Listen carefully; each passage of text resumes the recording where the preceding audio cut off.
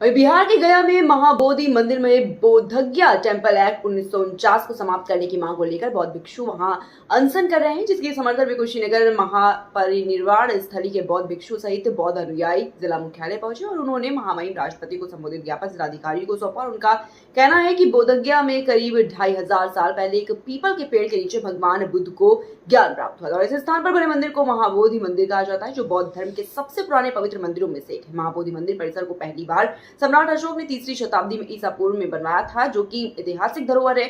UNESCO ने 2002 में इसे वर्ल्ड हेरिटेज साइट घोषित किया।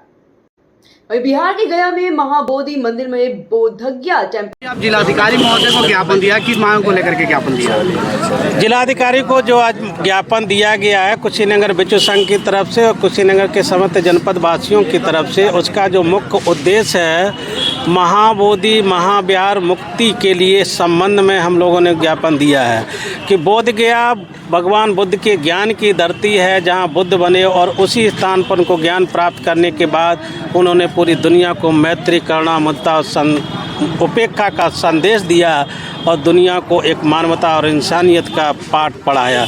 ऐसे पवित्र स्थल पर हिंदू धर्म के कुछ लोग अंधविश्वास फैला रहे हैं, पाखंड फैला रहे हैं। उस परिसर के अंदर के तहत पिंडा पराने का काम किया जा रहा है, जिसका बुद्ध ने जीवन भर विरोध किया था।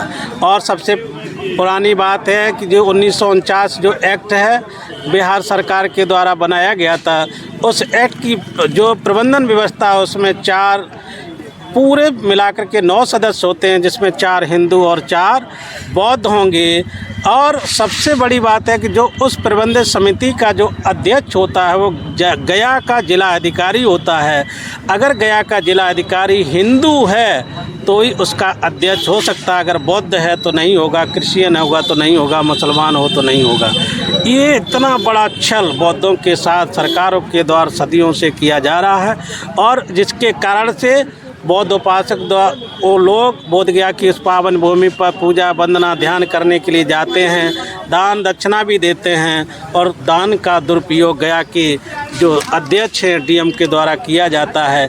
इसलिए बोध गया मुक्ति के लिए हम लोगों ने ये ज्ञापन दिया है और हम लोग चाहते हैं कि बोध गया हम पूरी दुनिया के लिए बहुत पवित्र स्थान है, उसको संपूर्ण रूप से बौद्धों को सौंप दिया जाए, उसकी प्रबंधन की व्यवस्था बौद्धों को सौंप दी जाए।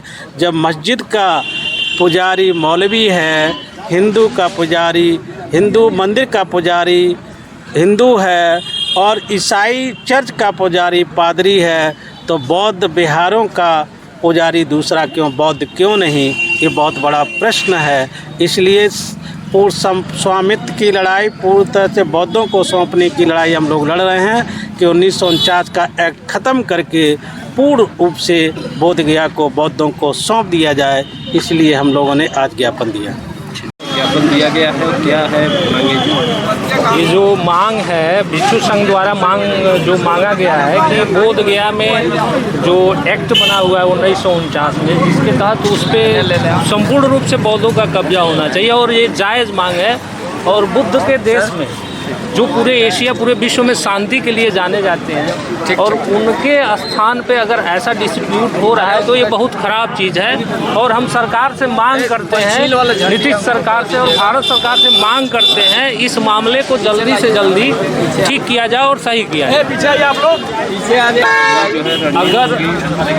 अगर मांगे नहीं मानी जाती हैं तो हम सभी मिल करके आंदोलन के लिए भी बाध्य होंगे कि हम जो है अभी प्रयास करेंगे कि एक कमेटी बना के नीतीश सरकार से मिला जाए और अपनी मांगों को रखा जाए, ताकि बिना आंदोलन के ही पूरा हो जाए। अगर नहीं माना जाए तो हम सारे लोग मिल करके और आंदोलन ज़रूर करेंगे और उसको लेके रहेंगे।